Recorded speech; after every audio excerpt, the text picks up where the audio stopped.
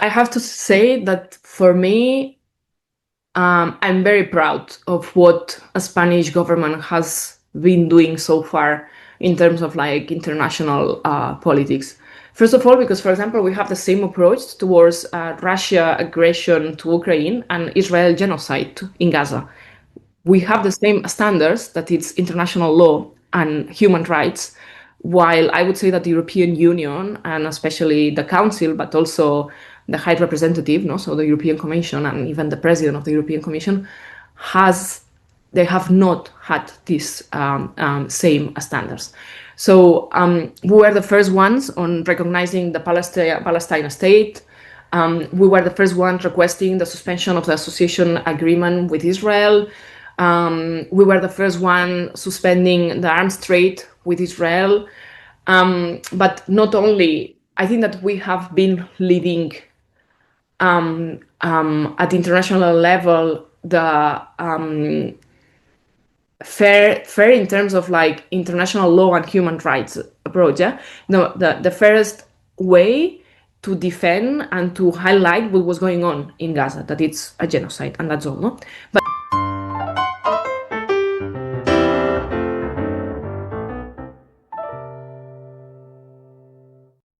Welcome back to the Left Agora. I'm Akif, and today I'm speaking with Julia Boada Deniz, a member of the Spanish Congress of Deputies from Catalonia en Comú, representing Girona. She has served in Congress since 2023. She is currently a member of the Executive Committee of Catalonia en Comú as well. Before her election, she worked as a policy advisor to the European Green Party from 2018 to 2023. In this interview, we explore her and her party's political priorities, the current state of the Spanish left, the government's recent foreign policy approach, as well as her own path and expectations in politics. And now, here is my conversation with Julia Boada Deniz. To start, I would like to focus on your role within Catalonia en Comú. How would you outline the current political priorities of your party, given your role on its executive committee and as a deputy in Spain's Congress within the SUMAR parliamentary group? And how do these priorities relate with those of the wider SUMAR alliance you were part of in the 2023 general elections? well, I would say that one of the main priorities for both Catalonia en Comú and Sumar is without doubts housing. Housing is one of the main concerns of Spanish people, is to have access to a decent house with a decent price. And actually, this is something that probably is happening not only in Spain, but also in many other European cities. Yeah. And this is our main concern, because for us it is also very clear that housing is for living, not for speculation. And this is what has happened in the last decades in our country, that it has been shifted from a right that it is stated in the constitution, right to have access to housing, to being one of the main actives of the financial spectrum, let's say, and speculation through housing has rise. And the consequence is that many people, working people, do not have any more access to a decent houses. So for Comuns and for Sumar, we need public policies to prevent this speculation and to make sure that all citizenship have access to this right, no, right to house, housing right. And for us, there are some of like key measures or key approaches towards how to solve this problem. Let's say, first of all, it's very important to have like to work on public housing. So state administration, public administration must invest on having public housing, and not only building new houses, but also using the ones that are completely empty, for example, and to make sure that this park, this house amount, let's say, remains in public hands. So this is a way also to guarantee that the most vulnerable people will always have access to housing. Another important thing, control renting prices. It has increased a lot. Actually, there is a study that was published a couple of days ago Well, it was El Diario.es, that is one of a very good newspaper here in Spain, that they took the data of the median price of renting houses in all the streets all over Spain, and compare it to 10 years ago. 10 years ago, and I did this, for example, in my street that it's in. I live in Girona, in a working class neighborhood, and it increased in the last 10 years 48%. The rent. So it's very clear, and of course the wages have not increased that much. So it is clear that this increase of the renting prices, because of the fact that it's a financial active nowadays, is having a negative impact on people's lives. So this is very important as well, no, to control the renting prices, and especially under stressed areas.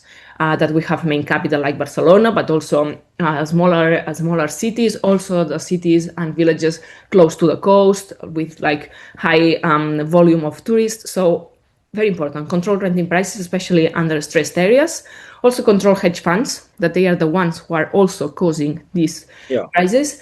And also we are having actually a battle right now in the parliament here, that actually next week we will vote on adopting the extension of rental contracts. That is a measure to protect households and to guarantee that landlords cannot increase the price of the rent in this actual context. And actually, yesterday or 2 days ago, there was a survey that confirms that 75% of the Spaniards do agree with this extension. So this is something that is really, really a priority, not only for us, but also for common citizens in Spain. For the public as well. Exactly. So housing is the main priority, but of course I would also mention equality, social shield, also the way to achieve this social equality, social justice is through this slogan, not tax the rich, is the driven motor. And also, of course, other policies like gender policies, climate justice. But yeah, I would really want to put the focus on housing. Housing, perfect.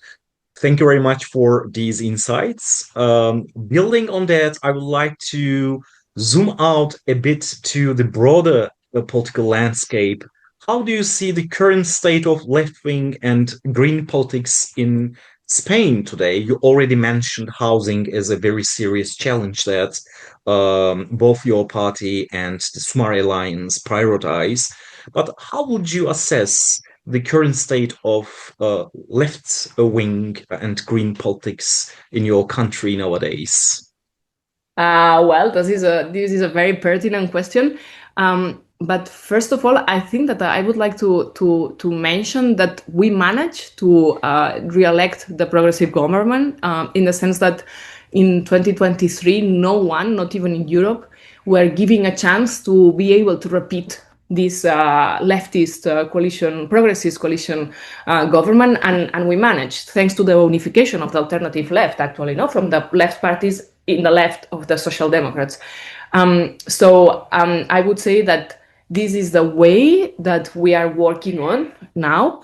And it's not only to stop the far right, that of course this is one of our main goals, but also to continue governing, because governing is the main way to improve the quality of life of people, and this is our goal, and this is what we are doing from the government. We are increasing the minimum wage, increase the maternity and paternity leave, regulation of migrants, protection of the right of abortion, that actually is something that we are going to discuss next week as well. So I would say that left-wing and green parties are the ones pushing and managing to provide better living standards for people. So I would say that we are in a really good moment in terms of like our policies are having a direct effect, and this is why we really need to work together in order to repeat these left green parties, to repeat this coalition list, to run the elections together. Yeah, I already have a question about the current foreign policy of these left-wing governments, but before that, turning specifically to Catalonia and your role as a representative of Girona. As a representative of Girona, how do you see the main political and social challenges facing Catalonia nowadays? Well, I would say that they are quite similar, and also housing is a big problem. Housing is certainly, Yes, you because 10 mentioned. years 10 years ago, I would say that this was one of the main concerns for big cities like Barcelona. But the Yeah, problem is that now is affecting everyone, whatever where they live. Well, that's true that there are some villages that they are not affected that much. But in the moment that this housing has become like a financial active, then it's not anymore a right. So this is what is happening in all the Girona electorate constituency, and yeah, especially because Girona is very, it's one of the main like economy motors is tourism, because we have Costa Brava, but we also have the Pyrenees. So this is something that we are seeing, that many people who work in this sector, in the touristic sector in Girona, they have problems to have access to a decent house. And it means yeah, that even if they work and they have a permanent work contract, they have difficulties to arrive to the end of the month. Why? Because more than half of their rent, of their income, goes to renting. So I would say that housing is one of the priorities, but also it is a very rich territory in terms of also like biodiversity. We are in the bottom line of developing renewable energies.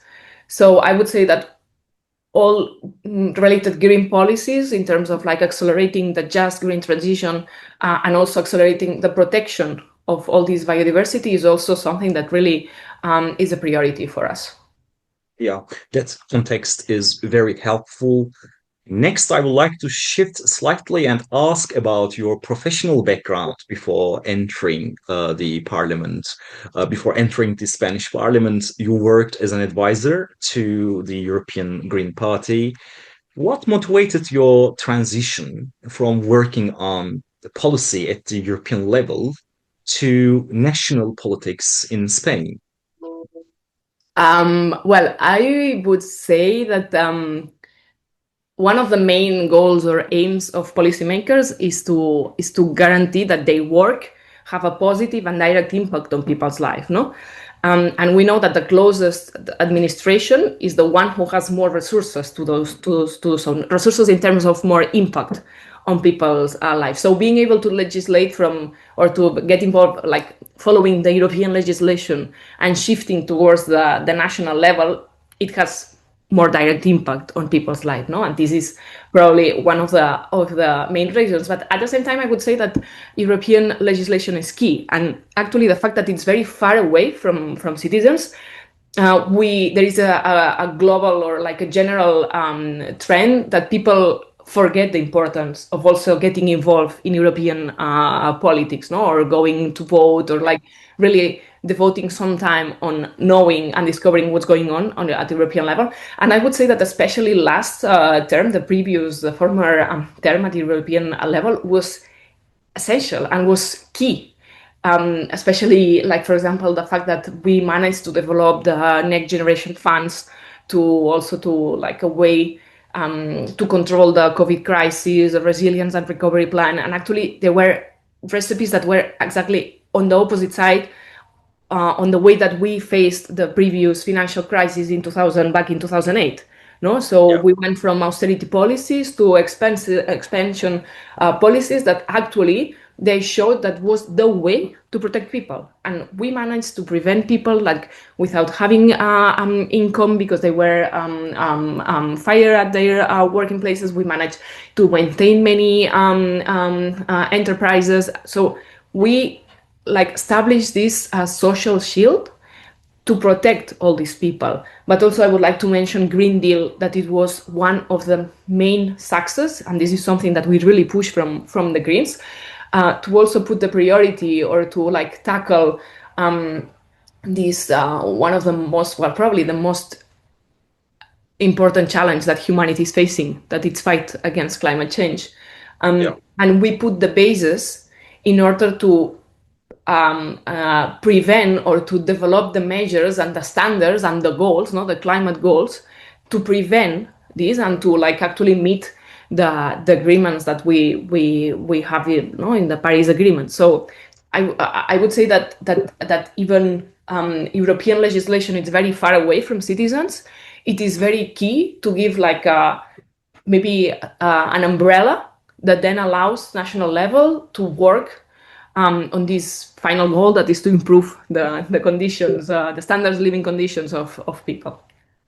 Yeah, I'm also curious about the everyday realities of working in parliaments. As I asked this question several times in my interviews, based on your experience to date, what are some of the less visible challenges of working within parliaments? And of course, you are welcome to share your experience in Brussels as well in the previous years when you were working in the European Green Party as a policy advisor? I would say that building agreements, like all the process on, like all negotiation processes, this is one of the most challenging parts, and is the only way to guarantee that we succeed, no, on our final aims. Because politics is about finding agreements, meeting, no, like really with your opponents, with your allies. You need to build agreements. You need to spend hours negotiating, and this is something that I'm learning so fast here and so intense here in the parliament. And actually, I would like to put you like an example that I am member of the Commission Against the Gender-Based Violence, and actually we were renovating the what we call Pacto de Estado, like a state agreement, that it was built back in 2017, that we managed that all the parties, all the parliamentary groups in the Congress, they voted in favor. They adopted a plan to fight against gender-based violence. That actually it was not only at the state level but also at regional and local level as well. No, and during last year mainly we were working to renovate this, to update this pact, this state agreement.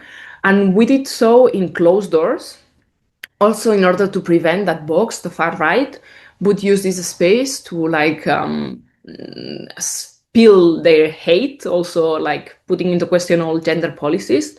And it was very enriching because we were able, except of Vox, that their attitude towards this super sensible and important topic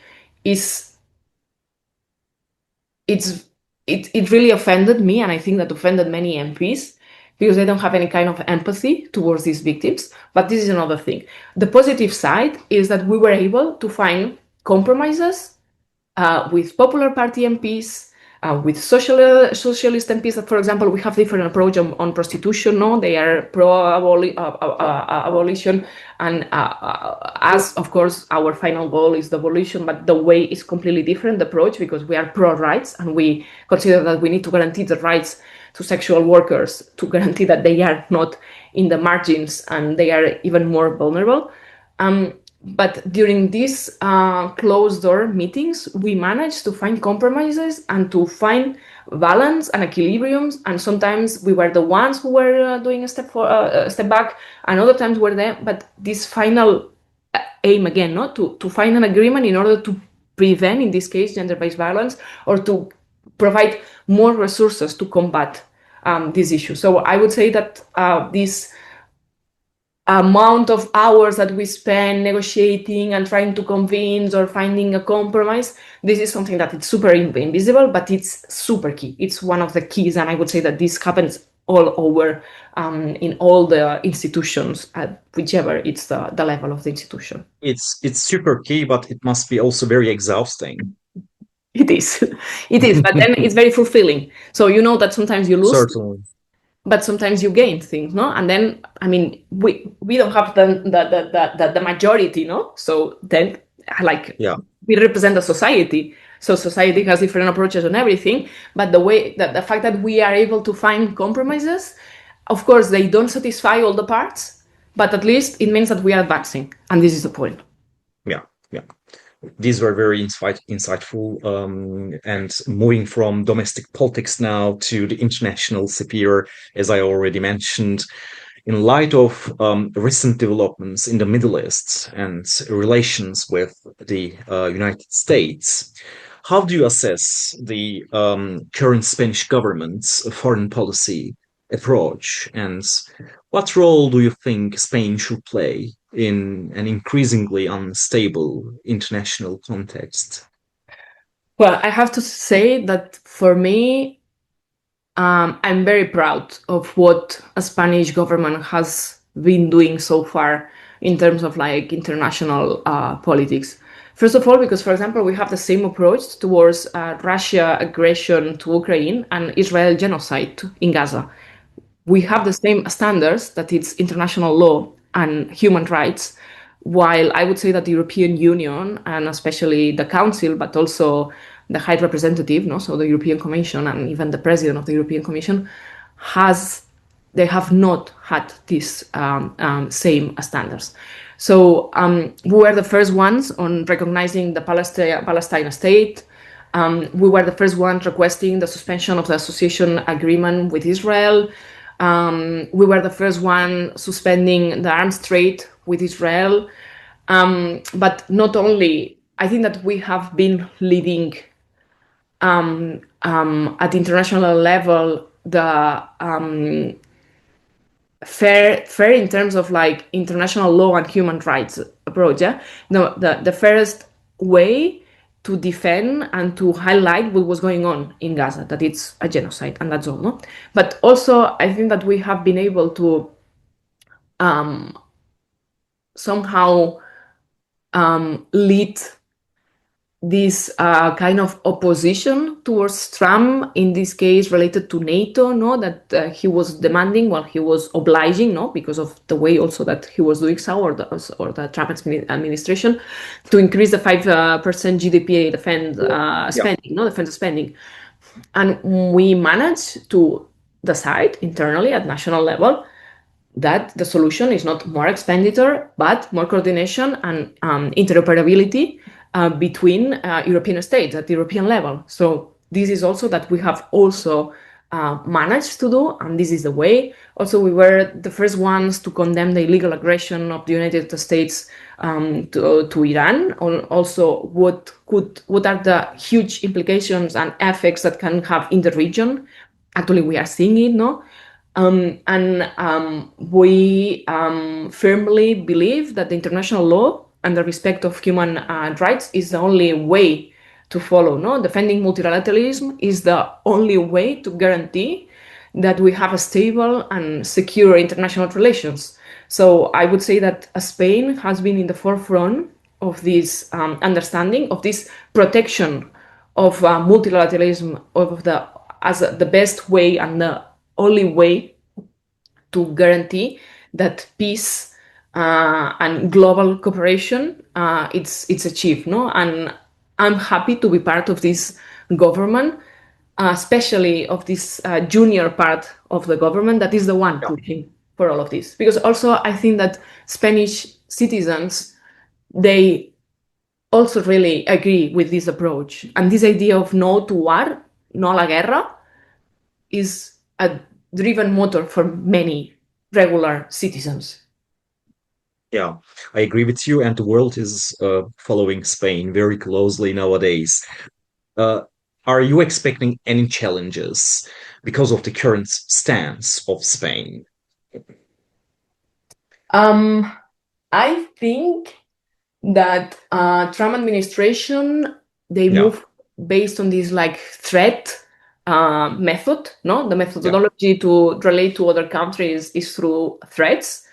But we firmly believe that we have international rules, no, international legislation, international framework that if we don't relate to this system that was agreed actually after the Second World War, we will not be able to survive as not only as a state, but also as a society, no, I would say. So I would say that we are exposed to these threats, especially from these illiberal democracies or this attitude of the Trump administration. But I firmly believe that globally, all the countries still stand close to the rules that we have and that we had agreed during the last decades to guarantee that we have global cooperation and a normal relation, no? to guarantee that this is the way that we advance in this international sphere. So I would say no, even though it's not easy to face all these threats and all these comments from one of the most powerful countries and men in the world, which is also a bit frightening. But we firmly believe that we are in the right side of history.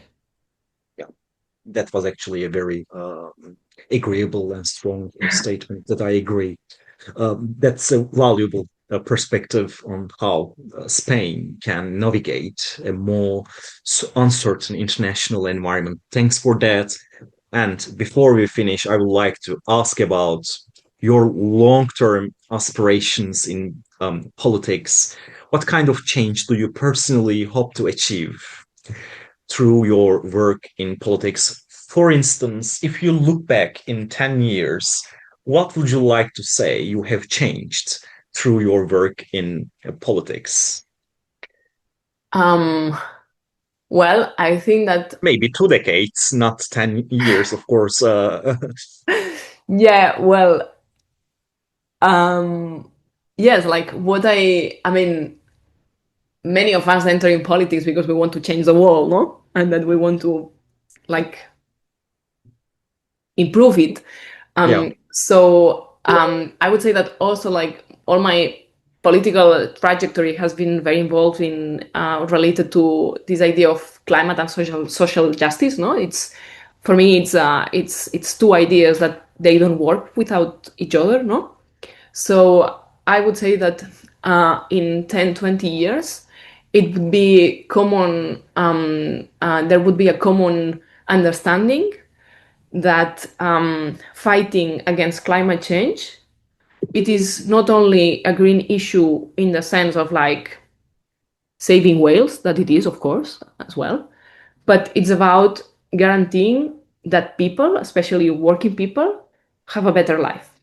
And for example, energy poverty, this is something that we are facing, and it's not only about winter related, but also summer related because of this extreme weather that we are, especially for example in Spain, this increase of temperatures during summer has a direct impact on people's life. No, so when we are talking about just green transition, we are talking that the renovation of buildings, that ending fossil fuels, that all these like investment in renewable energies, it has a direct impact on people's daily life, no, and also related to, for example, access to public transport, and also related to the type of food that we eat. No, it's not something that it's far away, and it's more related on protecting nature. That of course, no, restoration and protection of nature and biodiversity is a priority, but it is also about having a better standards of living and tackling two problems in the same moment. That it's this aim of achieving more social justice and doing through achieving more climate justice, because the ones actually who are suffering the most climate change are the ones who are less creating this problem. No, and for example, also I'm working a lot on this legislation related on reducing flights, no, like aviation sector, to the carbonized aviation sector, and shifting it towards more sustainable transport, like trains, no, railway transport. And actually, it's about using all these taxes that aviation sector are avoiding, in the sense that, for example, they don't pay for the kerosene, VAT is excluded, all these like indirect financial support, let's say, to shift it towards sustainable transport. No, so these are a few things. Now, for example, we are also working on reducing the flights that they have a 3 hours alternative by train. All these things that apparently they seem not that relevant, they are, because it's a way to like reduce the emissions, but also to guarantee that people can move all over the country using a sustainable transport. And actually, it is not normal that it's cheaper to take a flight than a train. So also this is something that we are working. So I would say that in 10, 20 years, I hope that we have been, like as a society, we are much closer to this idea that fighting climate change is fighting for better social standards, or like more social justice. Then also I would say that I would really like that in terms of like gender policies, or like equality between men and women, all these feminist policies that we are pushing for, and that lately also far right is like questioning all these feminist policies, have again enter into the center of society, in the sense that understanding that feminism is the same as looking towards an equality between men and women, and this is something that everyone should aim for, no, as a terms of like it's about democracy, yeah? Like equality, it's democracy, no, to improve democratic life, and also that we have been able to find the ways and to put the resources to end gender-based violence. I mean, the level of violence that women suffer, not only physical, that this is the most important one, but also in digital sphere.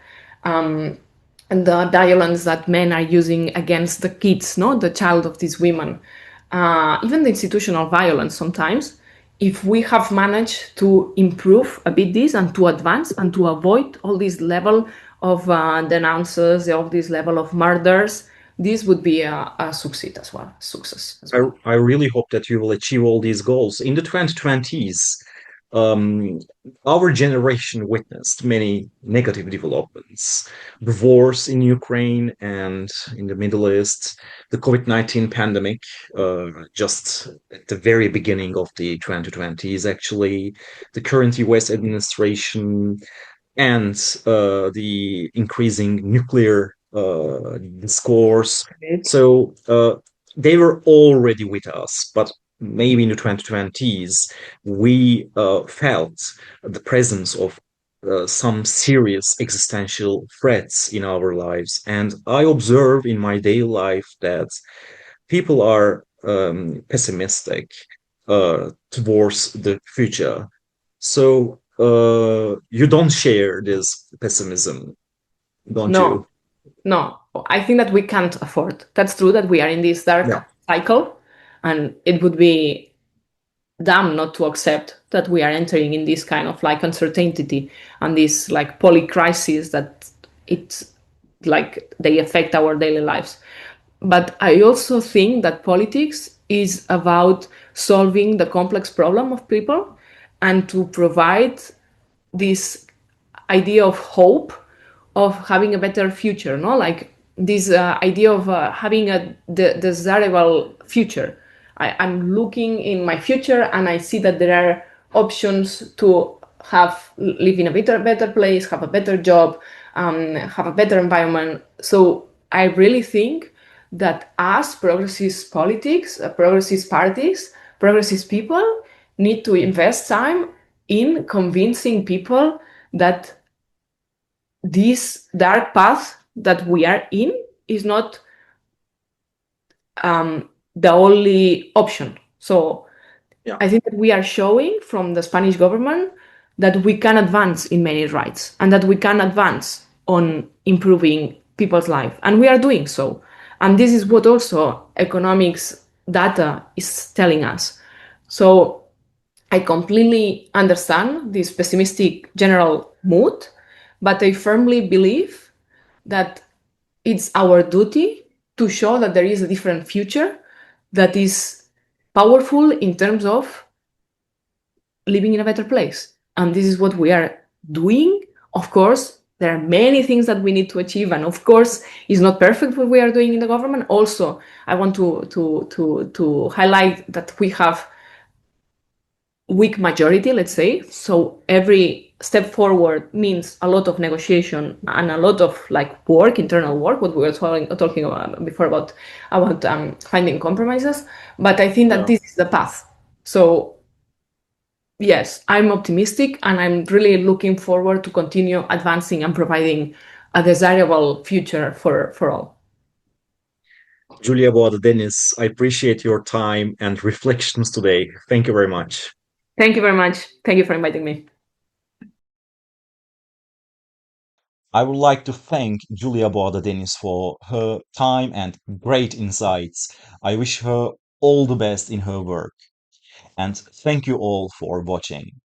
For more interviews like this one, be sure to subscribe to the Left Agora. Until next time, let the Agora echo with new voices.